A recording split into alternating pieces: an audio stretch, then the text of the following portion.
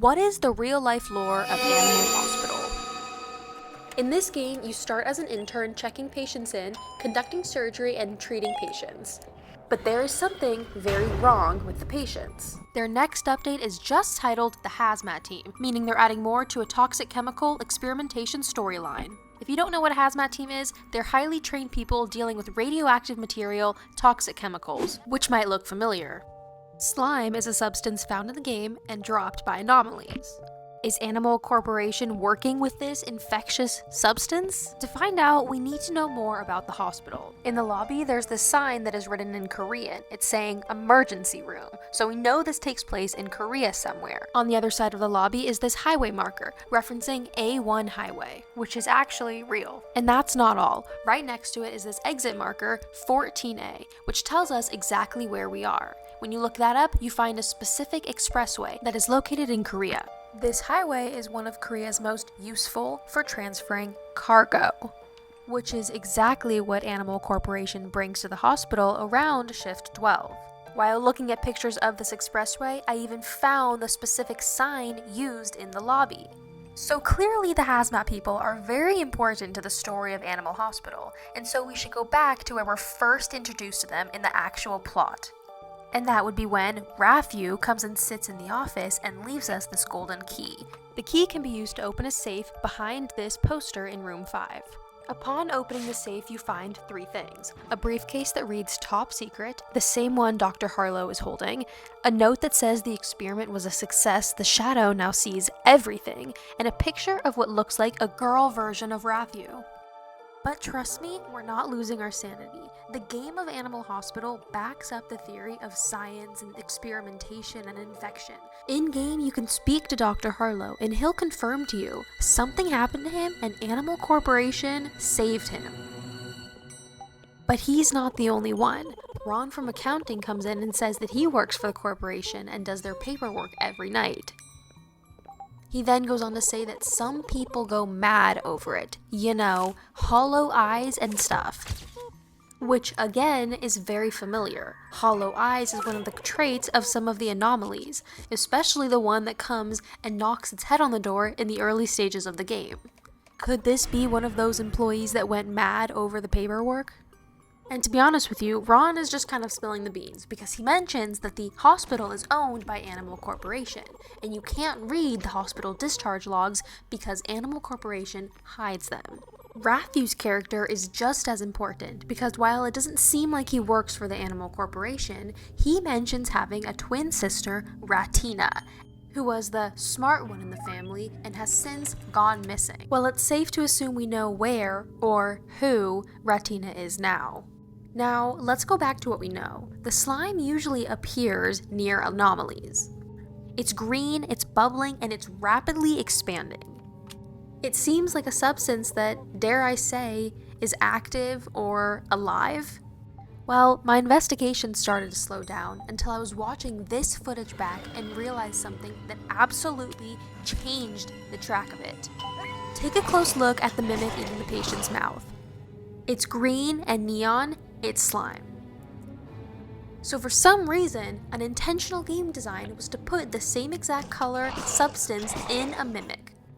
Well, what is a mimic, you might ask? A mimic is an anomaly that's just been treated and turned into this creature that will attack you or any of the patients near it, whoever's closer. But that got me thinking, if the slime exists in the mimics, that means it exists in the anomalies. And the slime is active and alive, so that must mean that there's something happening in the slime to make the mimics and anomalies act this way. And that's when I decided to do some real research, using real research papers with actual evidence and data, and I came across this specific paper. It talked about experiential evolution in biofilm populations. Don't worry, I'll skip all the science stuff. This is biofilm. It's basically like really slimy stuff that can be found in nature, and this is the slime in the game. They could be twins.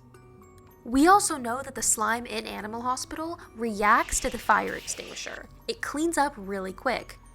Well, fire extinguisher foam is actually made out of a mixture that is mostly water and foam, and together creates a cooling blanket that smothers the heat and cuts off the oxygen supply, effectively killing the slime.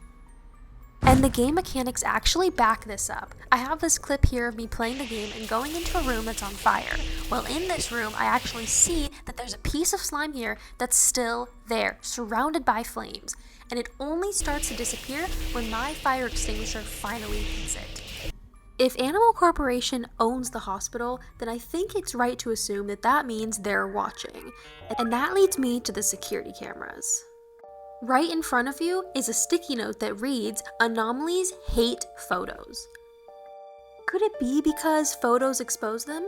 Yeah, but I have another theory.